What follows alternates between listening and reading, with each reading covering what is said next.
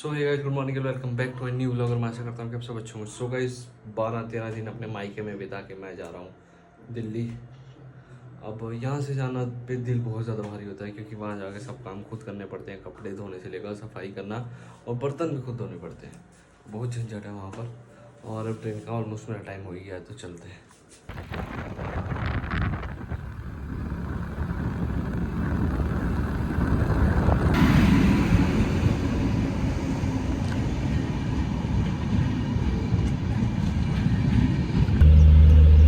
Bye.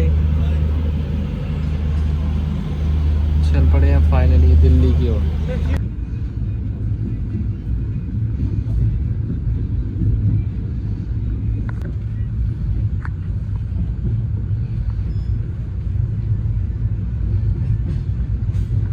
पहला फालतू का स्टॉप आ चुका है इस ट्रेन का, जो कि है खरड़। अब यहाँ खड़ी रहेगी फालतू में कम से कम 10-15 मिनट। उसके बाद चलेंगे हम। 10-15 मिनट हमारे यहाँ वेस्ट होंगे। मोहाली 1-2 मिनट रुकेगी, फिर 15-20 मिनट चंडीगढ़ वेस्ट होंगे, आधा घंटा अम्बाला वेस्ट होएगा। बाकी टाइम की तो कदर है ही नहीं इस देश में किसी को। इस देश में बहुत चीज़ें पढ़ाई जाती हैं अलग अलग सब्जेक्ट पर, वैल्यू ऑफ टाइम नहीं पढ़ाई जाती। बेसिक सब्जेक्ट होना चाहिए हर लेवल पे। ये देखो खड़ी है फालतू की, कोई काम नहीं, कोई धंधा नहीं। लोग वो उतर के नीचे आ रहे हैं, बस वेस्ट ऑफ टाइम। इनको फाइन देना चाहिए। जैसे जो सवारी है अगर लेट पहुंच रही है तो कुछ ऐसा होना चाहिए, आधा घंटा लेट पहुंचेगी तो सब सवारियों को इतना फाइन मिलेगा। क्योंकि अगर हम लेट हो जाएं तो हमारी ट्रेन छूट के सारा पैसा चले जाता है। कैंसिल करे कोई रिफंड नहीं है, ट्रेन चलने के बाद कोई रिफंड नहीं है। और लेट पहुंच जाए तो कुछ तो हमें तो दो फाइन। अरे चोर। सोनीपत पहुंच चुका हूँ और बस 1-2 स्टेशन रह गए दिल्ली आने में। बट जब दिल्ली से गया था तब तो बहुत प्लेजेंट वेदर था और प्रॉपर मानसून भी नहीं आया था और धूप भी निकल रही थी। पर अभी जो दिल्ली पहुंचने वाला हूँ गर्मी बहुत ज़्यादा है यहाँ पर। पहले ही ठीक था। जब पहले मैं एक हफ्ता रह गया यहाँ पर, रोज़ कभी धूप नहीं निकली। एक दिन भी 7 दिन में से एक दिन भी धूप नहीं निकली। सारा दिन बारिश जैसा होता था। दिन में एक बार बारिश पड़ती थी। अब देखो कितनी गर्मी है।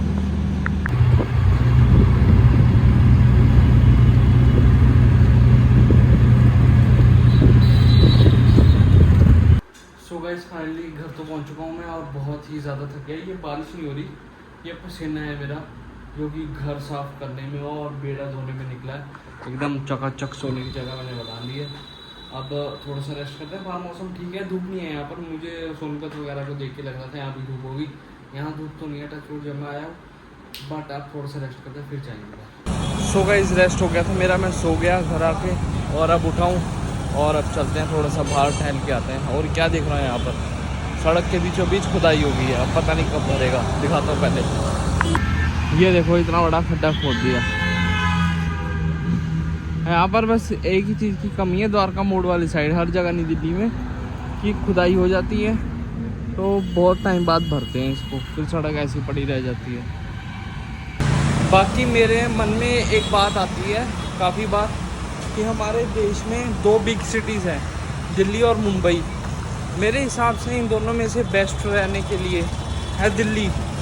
क्योंकि यहाँ पर एक तो रहना सस्ता, मतलब इतना सस्ता है कि यहाँ के किचन और बालकनी अगर आप मुंबई में मेन एरिया में, आउटस्कर्ट्स में नहीं, मेन एरिया में अगर आप लेने जाओ मुंबई में, तो यहाँ की बालकनी और किचन जितना फ्लैट यहाँ से 3 गुना दाम में मिलेगा आपको। और दिल्ली में अगर आप पॉर्श एरिया में भी जाओ, बड़े से बढ़िया एरिया में, बसंतपुर जैसे बड़े एरियाज में जाओ, तो वहाँ पर भी अगर आपको महंगी चीज़ें खाने को मिल रही हैं तो अल्टरनेटिव सस्ता भी होगा। अगर 50 रुपये की चीज़ मिले तो 5,000 की भी सेम जगह पे मिलेगी। अगर सस्ता कैफ़े है तो महंगा कैफ़े भी वहाँ पर होगा। तो ये नहीं कि अगर आप पॉर्श एरिया में जा रहे हो तो सिर्फ महंगी चीज़ें मिलेगी, नहीं, वहाँ पर भी आप सस्ता ऑप्शन ढूंढ सकते हो। शॉपिंग के लिए बहुत सस्ता है। और मेन जो चीज़ मुझे लगती है ना महाराष्ट्र और दिल्ली के कंपैरिजन में, कि वहाँ पर मुंबई में मराठी लोग ज़्यादा रहते हैं तो वहाँ की लैंग्वेज चलती है। पर दिल्ली के अंदर हर तरफ से लोग आए हुए हैं, यहाँ के कोई अपने ही लोग नहीं है, ना ही अपनी कोई भाषा है। पर आप मुंबई में जाओगे तो मराठी चलती है वहाँ पर ज़्यादा, तो वहाँ के लोगों के बीच में आपको एडजस्ट होने में स्टार्टिंग में टाइम लगेगा। बट अगर आप दिल्ली के हो तो अगर आपको हिंदी आती है, अच्छी खासी आती है, तो लोग आपको आउटसाइडर फील नहीं कराएंगे। क्योंकि ऐसा अक्सर देखा गया है कि अगर आपके 3 दोस्त हैं जो प्रॉपर मराठी में बात कर रहे हैं, आपको उन लोगों में एडजस्ट होने में बहुत डिफ़िकल्टी होगी। और ट्रांसपोर्टेशन भी बहुत ज़्यादा इजी है यहाँ पर, 100 के हिसाब से बसें चलती हैं और ट्रैफिक कम है, मेट्रो चलती है, ऑटो है, बैटरी रिक्शाज है, वहाँ पर बहुत कम है। वहाँ पानी के वजह से वाटर लॉगिंग की बहुत दिक्कत रहती है। और आप लोग का क्या ओपिनियन है, एक बार कमेंट सेक्शन में बताना। फिलहाल तो मैं पहुँच चुका हूँ अपनी favourite place to walk, NSUT college के पास। ये खाली रहता रास्ता, इसलिए यहाँ पर वॉक करने में मज़ा आता है, तो अब मैं वॉक कर लूँ। आप लोग अपने ओपिनियन कमेंट सेक्शन में ज़रूर बताना। अब कर देते हैं इस ब्लॉग को यही एंड। अगर आपको ब्लॉग अच्छा लगे तो लाइक शेयर कमेंट करना मत भूलना। चैनल को सब्सक्राइब करना, बेल आइकन जरूर दबाना। जल्दी मिलता है ब्लॉग में, तब तक के लिए बाय बाय।